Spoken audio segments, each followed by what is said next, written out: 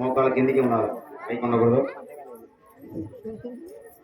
నమస్కారం చేసుకోండి. శ్రీ గురుభ్యో నమః. హరి ఓం. శ్రీ గం గణాధిపతయే నమః. శ్రీ కుమార గురవే నమః. గం గణపతయే నమః. గ్లం గణపతయే నమః. గం దుర్గాయ నమః. శ్రీ గురుభ్యో నమః. హరి ఓం. గురు బ్రహ్మ గురు విష్ణు గురుదేవ మహేశ్వరః గురు సాక్షాత్ పరబ్రహ్మ తస్మై శ్రీ గురవే నమః. అఖండ మండలాకారం వ్యాప్తం యోచరాచరం తత్పదం తస్మై శ్రీ గురవే నమః. గురవే సర్వలోకానాం విదునే భవరోగిణః. మీకున్నటువంటి కోరికలు ఏదైనా ఉంటే ఆ గణపతికి మనస్ఫూర్తిగా మనసులో చెప్పుకుంటూ ఓం గం గణపతి నమః అనుకుంటూ చెప్పుకుంటూ ప్రార్థన చేసుకోండి. గణపతి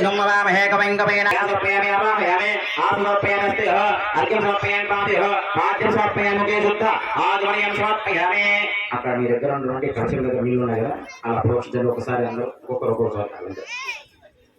ముఖే శుద్ధ ఆర్ద్రం సమర్పయామి.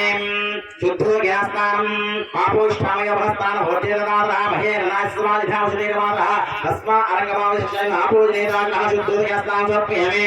అక్షరం తీసుకోండి. మూడువేలతో చెప్పాను కదా అలా.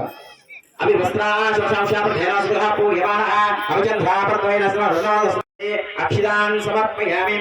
అలాగే పుష్పాలు తీసుకోండి.